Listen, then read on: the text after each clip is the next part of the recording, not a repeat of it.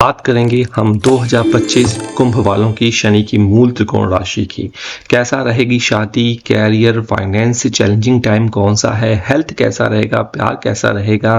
Video के अंत में आपको पता लगेगा कि कौन सा ऐसा घर है जो एक्टिवेट होगा ही होगा। लग्न में केतु सप्तम भाव में, बृहस्पति आपके पंचम भाव में और सैटर्न जो रहने वाले हैं वो आपके दूसरे घर पे रहने वाले हैं। तो लव लाइफ की मैं बात कर लूँ तो यह साल रिश्तों के लिए और आपके वैवाहिक जीवन के लिए बहुत ही यादगार रहने वाला है।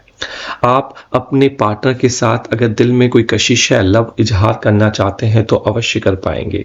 अपने प्यार भरे लम्हों को आप अच्छी तरीके से जी पाएंगे। आप अपने पार्टनर के साथ भावनात्मक इमोशनल जुड़ाव जो है वो फील करते हुए नजर आएंगे।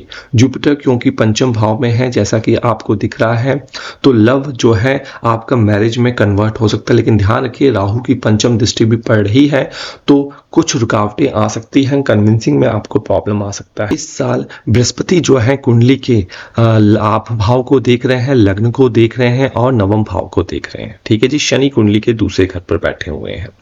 तो इस साल कैरियर के लिहाज से आपको बहुत अच्छे मौके मिलने वाले हैं। आपके सपनों को नई उड़ान मिलेगी और आपको अपने जीवन में तरक्की मिलेगी। नई हायरिंग के लिए आप जा रहे हैं तो वो भी हो जाए। थोड़ी सी समस्या आपको हो सकती है क्योंकि शनि देव की जो दृष्टि पड़ रही है कुंडली के अष्टम भाव में पड़ रही है। तो सेहत से जुड़े अच्छे परिणाम तो कुछ समय मिलेगा, लेकिन थोड़े बुरे परिणाम भी आपको देखने को पड़ेंगे। नए साल में आपको अपनी सेहत को लेकर जागरूक रहने की आवश्यकता है। छुपी हुई बीमारी आपको हो सकती है, उसका आपको ध्यान रखना है। काम के साथ साथ आराम का भी आपको ख्याल रखना है। साथ ही इस साल अपनी निजी और बिजनेस लाइफ में तालमेल बिठाकर चलेंगे तो आपके स्वास्थ्य के लिए अच्छा रहेगा। और मैं यहाँ पे शनि की नहीं बृहस्पति की बात करने वाला हूँ। देखिए, आपकी कुंडली में बृहस्पति महाराज दूसरे और 11वें भाव के स्वामी होते हैं। ठीक है जी, दूसरे घर में उनकी मीन पड़ती है, 11वें भाव में उनकी जो पड़ती है धनु राशि पड़ती है। और इस साल आपकी राशि से पंचम भाव में यह गोचर होने वाला है। गुरु गोचर 2025 आपकी राशि से 5वें भाव से जाएगा। 5वें भाव में आना बहुत शुभ होता है क्योंकि 5वें भाव में आकर बृहस्पति देव आपके लाभ भाव पे नजर डालेंगे, आपके भाग्य भाव पे नजर डालेंगे और साथ ही साथ आपको स्वयं लग्न पे नजर डालेंगे। लव पार्टनर चाहते हैं, जाइए, मिलने के अच्छे चांसेस हैं। तो नवम भाव, एकादश भाव और प्रथम भाव तीनों एक्टिवेट और उत्तम चीजों की बढ़ोतरी आपकी होगी। अगर आपको किसी प्रकार की कंसल्टेशन चाहिए, डिस्क्रिप्शन बॉक्स देख लीजिए हमारी वेबसाइट से और ज्योतिष घर की एंड्रॉयड ऐप से आप हमसे संपर्क कर सकते हैं। देखिए, अक्टूबर के महीने में बृहस्पति महाराज आपके छठे भाव में जाएंगे तो आपकी हेल्थ इश्यू में प्रॉब्लम हो सकती है। जो लव को मैरिज में बात करने की बात चल रही थी उसमें भी प्रॉब्लम आ सकती है। आपके खर्चों में बढ़ोतरी हो सकती है। जनवरी से अप्रैल तक वैवाहिक जीवन संघर्ष से भरा रहेगा। मार्च में ग्रहों के प्रतिकूल प्रभाव के कारण वैवाहिक समस्याओं में गंभीर गलतफहमियां हो सकती हैं। इस साल के दौरान पक्की साझेदारी विवाह में बदल सकती है। जैसा कि मैंने बताया, आपको दिसंबर के महीने में किसी भी टकराव से बचना चाहिए अपने पार्टनर के साथ। पहले किए गए जो इन्वेस्टमेंट है, निवेशों से आपको लाभ मिलने की चांसेस यहाँ पे दिख रहे हैं। खर्चों पे आपको नियंत्रण रखना पड़ेगा। कब? अक्टूबर नवंबर के महीने में। पारिवारिक खर्चों और विलासिता की वस्तुओं को खरीदने के लिए आपको मिलेगा धन, लेकिन कोशिश कीजिए ज़्यादा ना खर्च करें। ठीक है जी। और डेफिनेटली इस साल अगर विदेश जाने की सोच रहे हैं तो विदेश जाने का मौका मिलेगा क्योंकि मई में ये गोचर होने वाला है। तो खर्चों पर आपको नियंत्रण रखना होगा। बिजनेस में वृद्धि नए संपर्क बनाने पर आप पर डिपेंड करती है। परिवार थोड़ा सा आपको समस्याएं दे सकता है, लेकिन उससे भी आपको अल्टीमेटली एक जैसे ही साल खत्म होगा आपको अच्छे प्रभाव देखने को मिलेगा। जुलाई और सितंबर के आसपास विकास के लिए परिवार का आपका सहयोग मिलेगा। परिवार में आप धार्मिक चीजें कराते हुए नजर आ रहे हैं। कि कुंभ वालों के लिए क्या प्रभाव हो सकता है। भैया, कुंभ में तो सीधे आपके सिर के ऊपर बैठेंगे, तांडव करेंगे। तो राहु का ये गोचर आपके प्रथम भाव में होगा और पहला घर आपको पता है आपकी आत्मा, आपके व्यक्तित्व और आपके स्वास्थ्य का भाव है, आपकी पर्सनैलिटी का भाव है।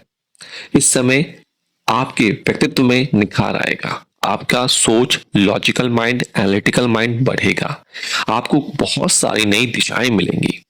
राहु की ऊर्जा आपको अनोखी पहचान दिला सकती है यहाँ पे। लेकिन मानसिक शांति बनाए रखना आपको अत्यधिक आवश्यक होगा। इस बात का आप ध्यान रखिए राहु के गोचर में। देखिए 2025 में शनिदेव की राहु के साथ मित्रता है, तो ये डेफिनेटली लाभ मिलाएगा। ये लोग जीवन में सफलता प्राप्त करेंगे। मई 2025 से आने वाले 1.5 साल कुंभ राशि के लोग खूब तरक्की करेंगे। आप अपने लिए प्रॉपर्टी, घर, वाहन खरीद सकते हैं। कार्य क्षेत्र में आपको अपार सफलता मिलेगी। इससे आपका मन प्रसन्न और संतुष्ट रहेगा। कैरियर में बड़ी उपलब्धि हो मिलेगी, क्योंकि राहु आपके लग्न पे बैठकर आपके पंचम भाव, सप्तम भाव और नवम भाव को देख रहा है। तो अगर आप किसी लव क्रश में पढ़ना चाहते हैं, पढ़ जाएंगे। शादी भी करवा सकता है और घर में उत्सव भी करवा सकता है। लेकिन अगर आपकी शादी हो रखी है तो कुछ क्लेश भी करवा सकता है वाणी दोष के माध्यम से। तो इसलिए आपको थोड़ा सा यहाँ पे ध्यान रखना होगा राहु के गोचर का। हालांकि अच्छा है, यह आपके सोचने और समझने की शक्ति को विशेष रूप से प्रभावित करेंगे। आपके डिसीजन लेने की क्षमता यहाँ पे बदलेगी। आप बहुत जल्दी कोई भी निर्णय ले लेंगे। कई बार सही और गलत का विचार किए बिना ही आप निर्णय लेंगे, जो बाद में गलत भी साबित हो सकते हैं। क्योंकि राहु जो है ना सिर के ऊपर बैठा है, आपके मस्तिष्क पर बैठा है, आपकी सोच को असर करेगा। आप हर काम में जल्दबाजी दिखाएंगे, जिससे आपकी गड़बड़ी होने की चांसेस बढ़ जाते हैं। तालमेल सोच समझ के आपको तोल मोल कर आपको बोलना होगा, तो ही आपको अच्छे परिणाम यहाँ पे मिलेंगे। राहु के गोचर के प्रभाव से केवल अपने बारे में सोचने से स्वार्थी ना होकर आप अपने जीवन साथी के बारे में विशेष रूप से सोचें। तभी मैंने कहा जिनकी शादी हो गई है वो इस बात का ध्यान रखना है। और झूठ बोलकर अपने रिलेशनशिप को आपको खराब नहीं करना है। हर जगह थोड़ा सा आपको दिमाग लगाना है। अगर राहु आपको तंग करे, क्योंकि देखिए इस वक्त आपके ऊपर शनि की 7.5 का लास्ट फेज भी चलेगा, तो उपाय क्या करना है? भगवान शिव की पूजा अर्चना और रोजाना राहु मंत्र का जाप लोगों को राहु के अशुभ प्रभाव से बचाता है।